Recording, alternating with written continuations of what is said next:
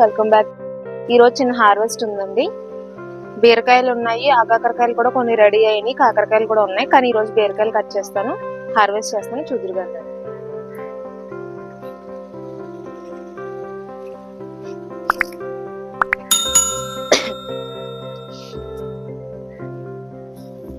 మన పెరట్లో అయితే పూర్తిగా ఆర్గానిక్ గానే పండిస్తున్నామండి.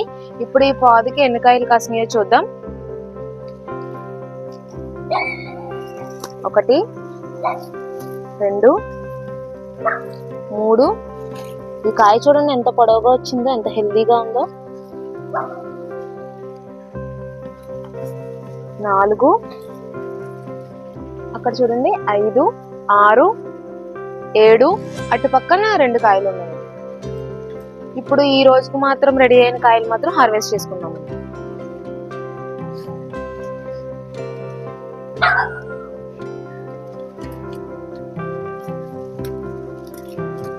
ఈ కాయ చూడండి ఎంత పొడవుగా, ఎంత హెల్దీగా పెరిగిందో.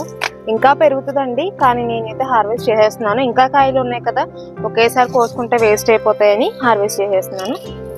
కాడ చూడండి,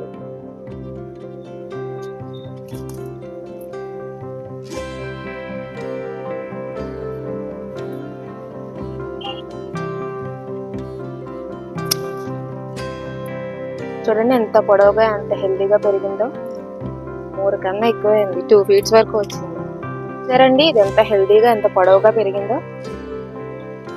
ఆర్గానిక్ గా కూడా ఎంత పెద్దగా పెంచుకోవచ్చండి, మందులు వేసి పెంచక్కర్లేదు. వీళ్ళకి ఆర్గానిక్ గా పెంచడం అంటేనండి, దీనికి బోన్ మీల్ ఇచ్చుకోవచ్చు, జీవామృతం ఇచ్చుకోవచ్చు.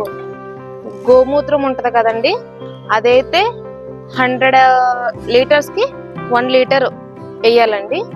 అది వేసి చెట్టు మొదల్లో వేస్తే దానికి బలం పెరుగుతుంది. అంటే చెట్టు మీద కూడా స్ప్రే చేస్తే, ఇప్పుడు చూడండి ఆకులకి ఇలాగా పురుగు పట్టేయడం, ఆకు తినేయడం ఇవన్నీ ఉంటాయి కదండి, అవన్నీ కూడా పోతాయి.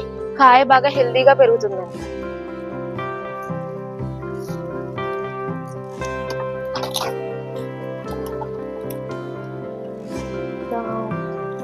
ఆ లోపల ఒకటి ఉంది, అది కూడా పోతుంది.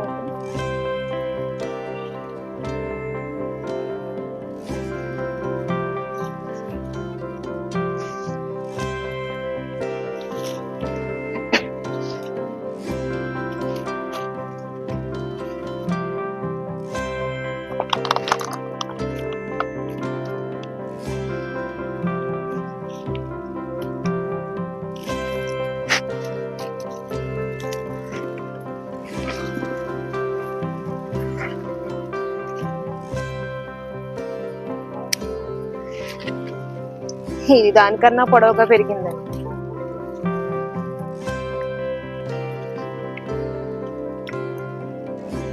చూసారు కదండి ఎన్ని కాయలు కాసినాయో, ఎంత పొడవుగా, ఎంత హెల్దీగా పెరిగినాయో. ఇది చాలా మంచి విత్తనం దొరికిందండి నాకైతే. ఇంకా పాదుకి చాలా కాయలు ఉండిపోయినాయి, కాకపోతే అన్ని ఒకేసారి కోసుకుంటే వేస్ట్ అయిపోతాయి కదా, అందుకని ఫస్ట్ ఈ కాయలు హార్వెస్ట్ చేసేసాను. ఇవైతే పూర్తిగా ఆర్గానిక్ గా పండించినవండి. దీనికి జీవామృతం ఇచ్చుకోవచ్చు, లేదంటే బోన్ మీల్ ఇవ్వచ్చు. చెప్పాను కదండి ఇందాక, అలాగే గోమూత్రం ఇవ్వచ్చు, పశువుల ఎరువు ఇవ్వచ్చు. అలాంటివన్నీ ఇస్తే బలంగా పెరుగుతాయండి, ఇంత హెల్దీగా పెరుగుతాయి. ఇవి తినడం వల్ల ఏంటంటే, దీని మీద ఎలాంటి పెస్టిసైడ్స్ జల్లలేదు కాబట్టి ఈ తొక్క కూడా తీయక్కర్లేదండి. చక్కగా హెల్దీగా పెరిగిన ఫుడ్ తింటే మనం కూడా హెల్దీగా ఉంటామండి. ఈ కల్తీ ఆహారం నుంచి కొంచెమైనా మనం హెల్త్ ని కాపాడుకోవచ్చు. ఇంకా ఆకాకరకాయలు రెడీ అయినాయి అండి, కాకరకాయలు కూడా ఉన్నాయి. ఇవి ఒకసారి పక్కన పెట్టేసి అవి కూడా చూద్దాం.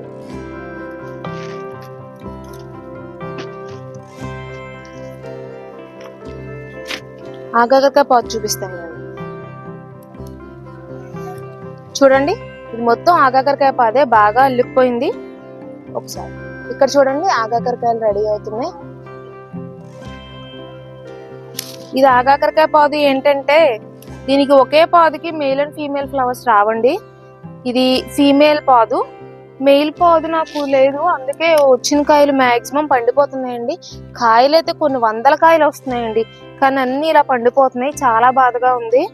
వచ్చిన కాయలు కొన్నే అవుతున్నాయి, హార్వెస్ట్ కూడా కొన్నే వచ్చినాయి. కాకపోతే ఇవి నెక్స్ట్ డే హార్వెస్ట్ చేస్తాను. ఇవాళ బీరకాయలు చేసాం కదా, దీనికి కూడా ఏంటంటే, దీన్ని పెంచుకునే విధానం ఏంటంటే, దీని మొదట్లో దుంప వస్తుందండి.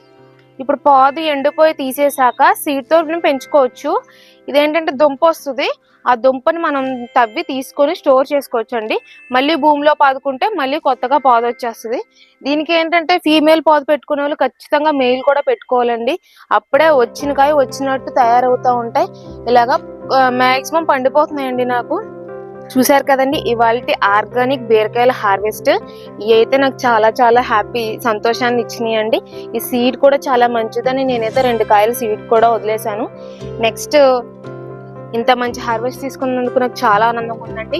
మీరు కూడా బిల్డింగ్స్ ఉన్న వాళ్ళు స్థలం లేదు అనుకుని వదిలేయక్కర్లేదండి. టెర్రస్ మీద కూడా చాలా మంది పండిస్తున్నారు. మనం ఏంటంటే వారం మొత్తం ఆర్గానిక్ తినాలని లేదు, మనకు అందుబాటులో ఉన్నంత వరకు కుండీల్లో కూడా మొక్కలు వేసుకోవచ్చు. కనీసం వారానికి 2-3 రోజులైనా ఆర్గానిక్ గా తినడం వల్ల ఈ మందులు జల్లిన ఆహారం, మందుల వల్ల పండిన ఆహారం నుంచి కొంచెమైనా మన హెల్త్ ని కాపాడుకోవచ్చండి. కొంచెం చిన్నగా స్టార్ట్ చేయాలనుకున్న వాళ్ళు ఫస్ట్ ఆకుకూరలతో స్టార్ట్ చేయండి. ఎందుకంటే ఫస్టే ఇలాగా పాదులు చెట్లు వేసేసి అవి సరిగ్గా రాకపోతే డల్ అయిపోయి ఇంకా వదిలేద్దాం అని అనుకుంటారు. ఆకుకూరలు అయితే స్పీడ్ గా 1 వీక్ లోనే పెరుగుతాయి, 1 వీక్ లోనే హార్వెస్ట్ వచ్చేస్తాయి. అప్పుడు ఎగ్జైట్మెంట్ తో ఇంకా పెంచుకోవాలని అనుకుంటారు. కాబట్టి ఫస్ట్ మీరు ఆకుకూరలతో స్టార్ట్ చేయండి.